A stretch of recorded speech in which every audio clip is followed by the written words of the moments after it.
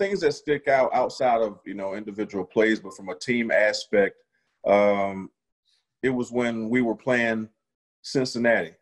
And you know how we had to go out as individuals, get called out for time, whatever it was, the offense or the defense get called out. And it was a moment there where they just we were lining up to, go out. I can't remember if it was the offense or defense, and they just start, saying stuff. So, we was like, hell with it. We're going to go out as a team. I mean, I think at the time we were, like 1-3 or something like that. And we just felt disrespected. They wouldn't even wait for us to line up, to go out. So, I mean, I guess you can take whatever energy you make up in your head or in your mind as a team. And we went out there and we tore them up. So from that point on, we started going out as a team every time. Even in home games, we would never come out as individuals. And it carried on all the way into the Super Bowl. So when we're talking about that first Super Bowl, that was the first time in Super Bowl history that we came out as a team. And now every time you see a Super Bowl, you see what we started. And that's always going to live with us, the guys that created that type of atmosphere, that type of team, especially with, 9/11 coming, that's happening that year and the unity and what we needed throughout the country. So it was an awesome, moment then to have it still sticking to this day. Now, everyone has adopted it throughout the league, but it was more of we're going to do it anyway, because even at that time in New Orleans, at the Super Bowl, we were supposed to come out because everything is based on time, for commercials and things like that. And I remember Stacey James, our head of our media and PR, things like that. And he said, look, this is what we're going to do. And we was like, no, we're not.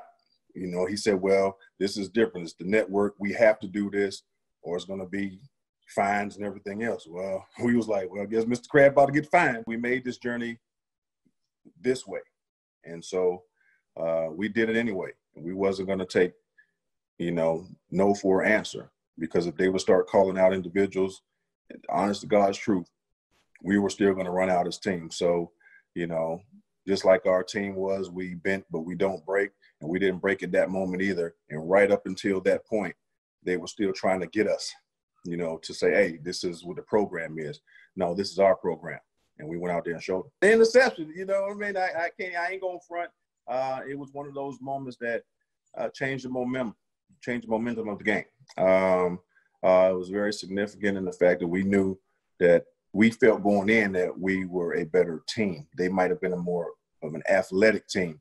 So they say the greatest show on turf and all that and all the speed and the St. Louis track team, all that good stuff. But we felt that as a team, collectively, we were better, we were tougher.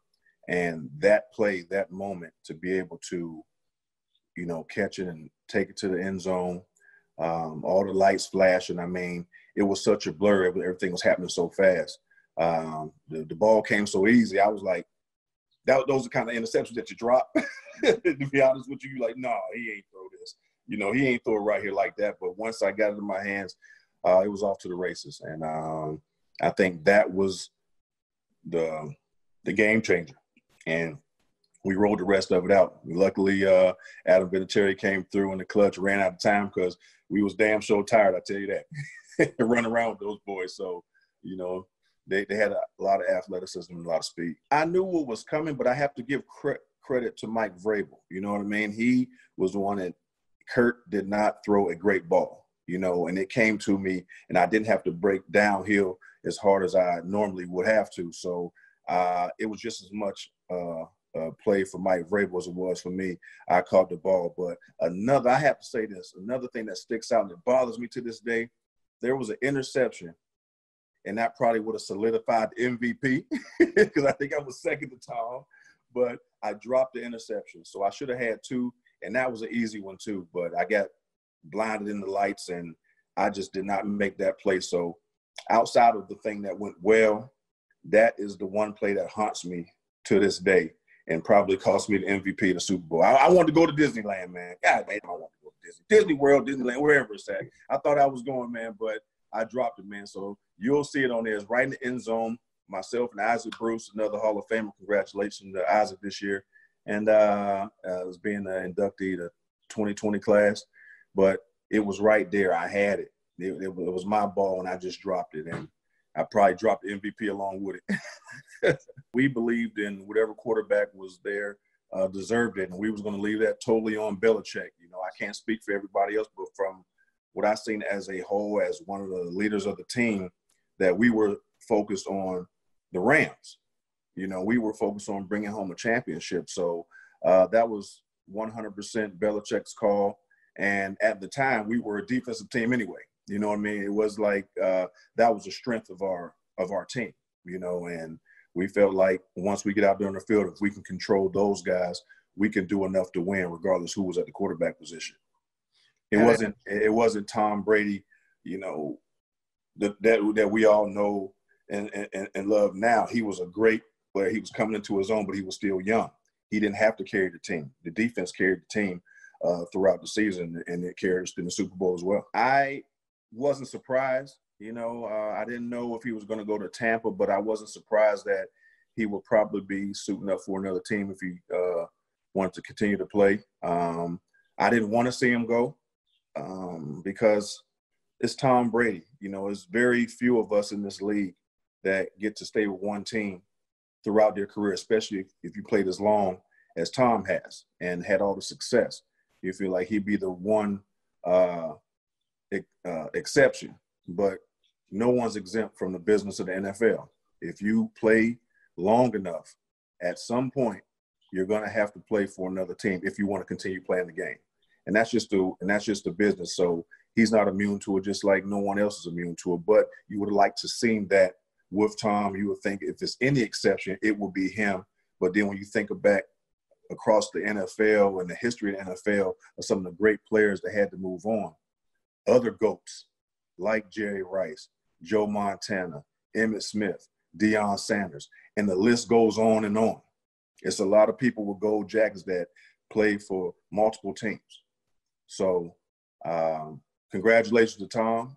I think, you know, it's a changing in the guard. It is in New England as far as who's going to step up and take that role, who's going to have to follow behind Tom with all the comparisons and the success that he had. It's going to be a tough job, but if anybody can do it, it's the Patriots, and I believe in Coach Belichick and the organization, and I think they'll be okay. You know what I mean? Is it going to be a process to replace Tom? Absolutely. You know, no one's denying that, but I'm looking forward to seeing what Tom does down there in Tampa Bay. He's going to make those guys contenders. So as long as he's not playing against the Patriots, I'm rooting for Tampa Bay and Tom Brady, man, because that's my man, and I want to see him well. Tom Brady and Gronk is going to go down there and do good things and show him, you know, how the Patriot way is. I'm always bet on myself like I always do, but, you know, I have a great group of guys, and Tom Brady, he know better. He know not to throw at me. So he's smart enough to know that. But I, you know, all kidding aside, I've always believed in myself, bet on myself when it came to whoever it was, you know, one-on-one. And if you give me one play against any receiver versus any DB, I'm telling you right now, and this is not being arrogant, it's not being cocky, but I really would choose myself to take that man for that play to stop and get us off the field. I'm not betting on nobody but myself. I don't have to. For the best NFL coverage anywhere on the internet, follow NFL on Fox, Twitter, Facebook, Instagram, and YouTube.